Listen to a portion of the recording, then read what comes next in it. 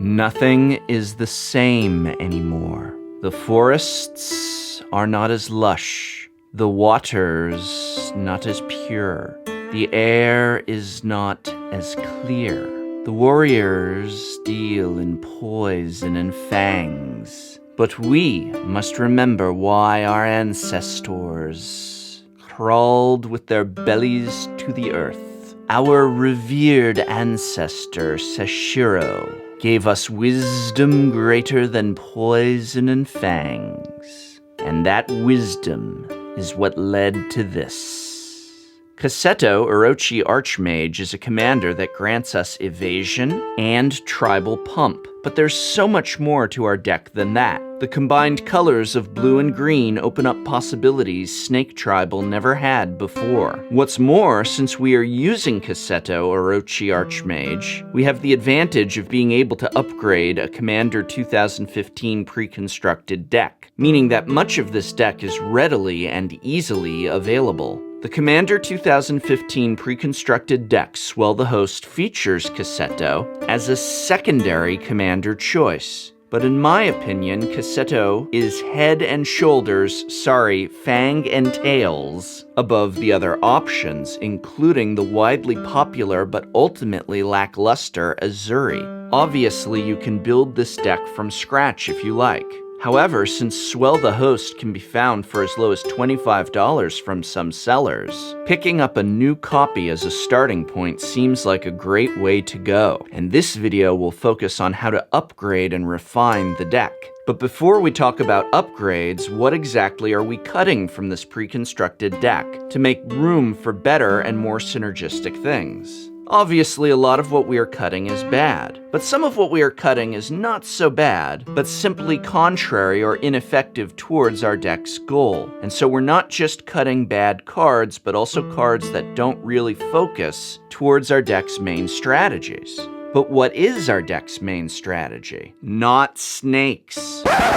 Alright, we have to have a talk. You can't keep cramming snakes, minotaurs, dwarves, or even elves, goblins, and merfolk together in a commander deck and hope the tribal synergy just happens to come online. You need to start by determining clear goals and functions for the deck, and then see if a tribe offers synergy and support for those goals. So let's start by taking a closer examination of our commander. First, Kaseto pumps snakes +2/+2 for a green and a blue. But there's other noteworthy elements to this commander. Kaseto makes anything, snake or non-snake, unblockable, including himself. This means we do not need an exclusive snake strategy. Any advantage we can get from creatures hitting, from card draw to infect, to just winning by commander damage, can be utilized in this deck. If we can also incorporate snakes into these strategies, then great. But again, we are looking for a consistent, reliable, well-built deck, not just a bucket of snakes to do whatever. So all that being said, the snake pump should be viewed as a secondary strategy, and the unblockable effect should be the primary ability we are looking to use. What else do you notice about this commander? Kaseto has a low mana cost, meaning he can come out early, and if he dies to removal, a likely occurrence, he can come back without having to pay too high a price. The idea of a Voltron build here is very strong. Never mind pumping other creatures, Kaseto can pump himself, grab a sword, and swing for 20 lethal commander damage. So with the proper mana, we can not only pump Kaseto, but offer protection with the right support spells. Which brings me to the next aspect to note, our access to blue mana. Snake tribal players have, until now, been mono-green, a very limiting build for commander. Kaseto allows us access to blue, thus control, removal, bounce, and card draw all become widely available to us. The last thing to think about in creating this deck is mana. Not the color of mana, the amount of mana. Ideally, Kaseto is going to want to pump a creature multiple times, or use its ability on multiple creatures at once. That means you'll need a lot of money, I mean mana, available to cast new creatures and support your aggression with control. And so we are talking major mana moolah here. Luckily for us, mana acceleration is what green greatly gains once it gets going. The heart of this deck is mana acceleration. The pre-constructed list has very little in the way of ramp spells, mostly just Primal Growth and Kodama's Reach. Priority 1 for upgrades is to amp up our ramp, so we'll add Journey of Discovery, Explosive Vegetation, Cultivate, Skyshroud Claim, Sprouting Vines, and maybe Urban Evolution. Now what I'd rather put in is Burgeoning, but it's a pretty pricey card, but with good reason because it's absolutely overpowered in Commander. You can splurge for it or hope for an eventual Commander reprint, but either way, if you've got the means, this is one of the best ramp spells out there. There's also a handful of snakes not included in the precon that can both accelerate our mana while simultaneously benefiting from that ramp through our Commander's ability. The deck comes with Sakura Tribe Elder, but I'd like to add Sakura Tribe Scout, Orochi Sustainer, Shizuko, and Sakura Tribe Springcaller, as well as Lotus Cobra. We should add all of these. Remember, we are only running what works for the deck,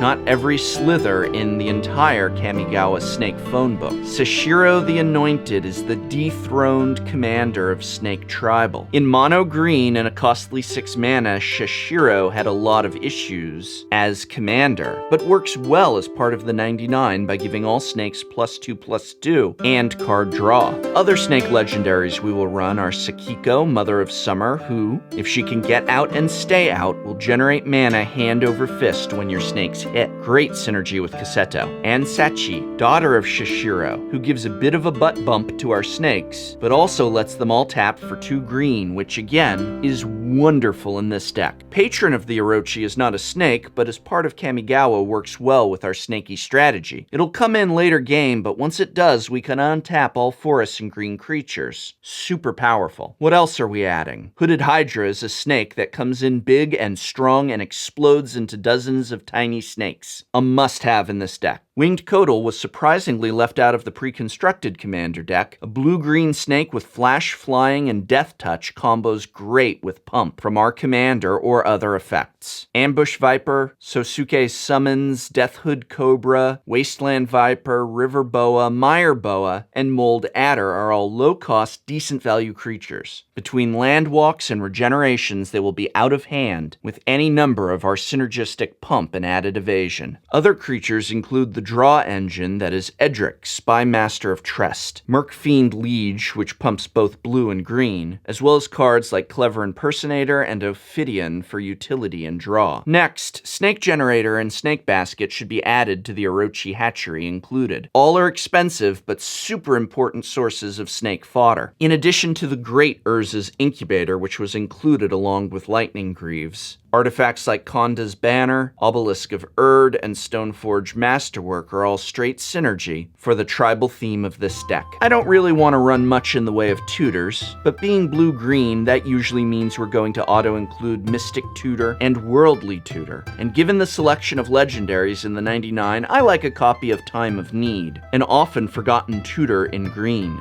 Moving into enchantments, we simply must add the amazing Nature's Will, which whenever a creature hits an opponent, causes our lands to untap and all of their lands to tap. This is criminally underpriced at $2.81. And in a deck like ours, where we can make our creatures unblockable, imagine sending 1 unblockable snake at opponent 1 and 2 more at opponents 2 and 3. This is why I'm not going pure Voltron build with this deck. I want to also have the option to have a horde of snakes to make use of. With Nature's Will, you can lock down the game easily, and it combos beautifully along these lines with cards like Blade of Selves or the other myriad ability creatures included in this deck. Asceticism is probably my favorite enchantment, long overlooked. It's only now on most players' radar. Hexproof and regeneration is out of control in our deck. Rhystic Study, of course, is a classic. If you're in blue, you run it for card draw, or just slowing down your opponents. Finally, Beastmaster Ascension is an auto-include already included, and I think it's very easy that we hit 7 counters and give all our creatures +5/+5. Fast and easy. Control and bounce spells are bountiful, but I feel our package should include Void Slime, Counterspell, and especially Plasm Capture for the mana bump.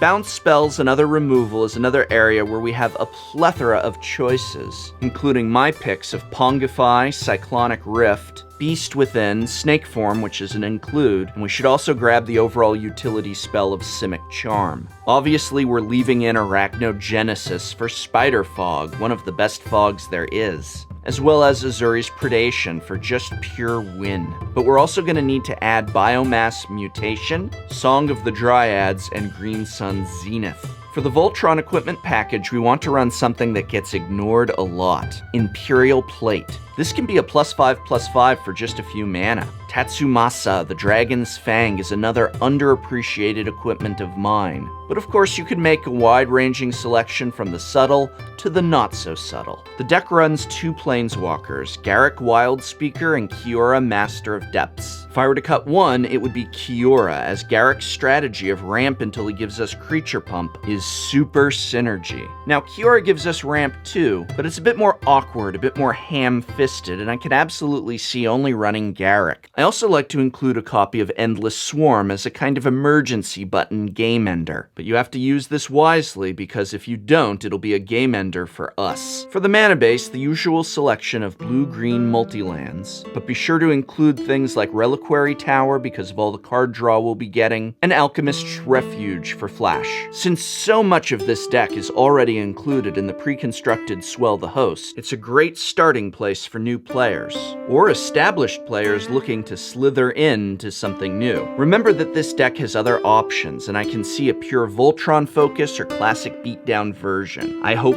very much this video has been of some help to you. What commander or commander colors should I do next? Let me know in the comments below. And remember that whether buying pre-constructed commander decks or just some sleeves for those cards, try and spend that money at your local game store whenever possible. You're supporting your Magic community. Remember that this video, as with all my videos, is made possible by the generous support of our patrons over at Patreon, where donations as little as $1 a month are the only thing that keeps this channel running. So thank you.